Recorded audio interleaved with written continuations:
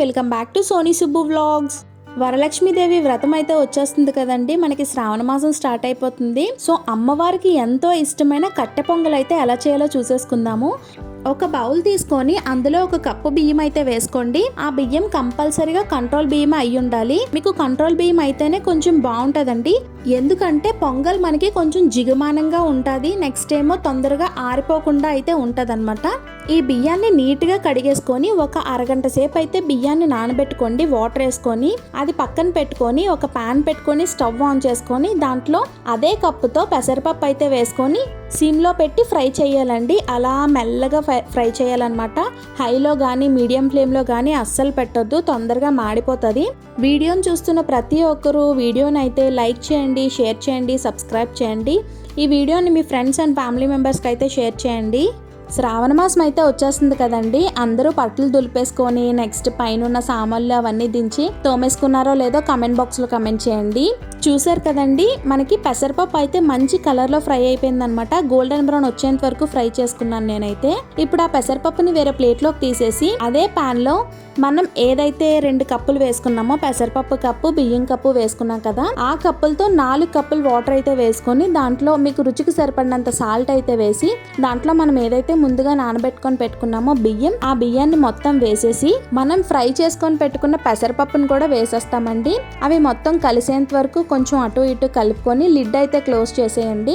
ఎప్పుడు ఈ పెసరపప్పు బియ్యాన్ని కుక్కర్లో పెట్టేస్తూ ఉంటారు కొంతమంది. అలా కుక్కర్లో పెట్టే కంటే ఇలా ఉడికించుకుంటే చాలా టేస్టీగా ఉంటదండి. ఒకసారి మీరు కూడా ట్రై చేసి చూడండి. ఒకవేళ మీకు పప్పు బియ్యం ఉడకకుండా వాటర్ అంతా ఇంకిపోయినట్టయితే ఇంకొంచెం వాటర్ వేసుకొని మొత్తం మెత్తగా అయితే ఉడికించుకోండి. నేను చూపించిన విధంగా సాల్ట్ కూడా సరిపోయిందా లేదా అనేది చెక్ చేసుకోండి. సాల్ట్ సరిపోకపోతే ఇంకొంచెం వేసుకోండి. చూసారు కదా, మనకి అన్నము పెసరపప్పు అయితే చక్కగా ఉడికిపోయింది అనమాట. ఇప్పుడు వేరే ప్యాన్ పెట్టుకొని దాంట్లో ఒక 3 టేబుల్ స్పూన్ నెయ్యిని అయితే వేసుకోండి. మనం ఎంత ఎక్కువ నెయ్యి వేసుకుంటే కట్టె పొంగలైనా స్వీట్ పొంగలైనా అంత టేస్టీగా ఉంటుంది అనమాట. నేను ఒక 3 టేబుల్ స్పూన్ నెయ్యి అయితే వేసుకున్నానండి. దాంట్లో సన్నగా తరుక్కున్న పచ్చిమిర్చి, సన్నగా తరుక్కున్న అల్లం, కరివేపాకు, జీడిపప్పు వేసుకొని బాగా ఫ్రై చేసుకోండి. ఇవి కొంచెం ఫ్రై అయిన తర్వాత 1 టేబుల్ స్పూన్ జీలకర్ర, 1 టేబుల్ స్పూన్ మిరియాలు అయితే వేసుకోండి. మెయిన్ ఇంగ్రీడియంట్ అయితే కట్టె పొంగల్కి మిరియాలండి. చాలా మంచి టేస్ట్ ఇస్తుంది అనమాట మనకి మిరియాలు అనేవి. ఇవి బాగా కొంచెం ఫ్రై అయిన తర్వాత దీంట్లో కొంచెం ఇంగువ అయితే వేసుకోండి. ఇంగువ అయితే ఇంకా టేస్ట్ అయితే పెంచేస్తుంది మనకి కట్టె పొంగల్కి. 1 చిటికెడు వేసుకుంటే సరిపోతుంది. ఇది కూడా కొంచెం అటు ఇటు ఫ్రై చేసిన తర్వాత మనం ఏదైతే రెడీ చేసుకొని పెట్టుకున్నామో పప్పన్నం, అందులో అయితే ఈ పోపునైతే తీసుకొని వెళ్ళి వేసేయాలండి. చూసారు కదండి, మనకి కట్టె పొంగల్ అయితే రెడీ అయిపోయింది. మీలో ఎంతమందికి కట్టె పొంగల్ అంటే ఇష్టమో కామెంట్ బాక్స్లో కామెంట్ చేయండి. దీంతో కాంబినేషన్ కొబ్బరి చట్నీ అయితే ఇంకా బాగుంటుంది. ఇది మనకి మార్నింగ్ బ్రేక్ఫాస్ట్ లాగైనా, మధ్యాహ్నం లంచ్లోకైనా, నైట్ డిన్నర్లోకైనా చాలా టేస్టీగా ఉంటుందండి.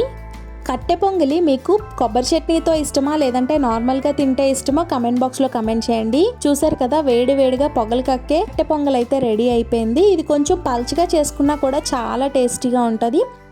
సో ఒకసారి మీరు కూడా చూసి చేసి ఎలా వచ్చిందో నాకు మీరు చెప్పండి.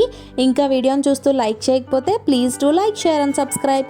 నా వీడియోస్ చూస్తూ నన్ను సపోర్ట్ చేస్తున్న వాళ్ళందరికీ చాలా చాలా థ్యాంక్స్ అండి. Bye bye.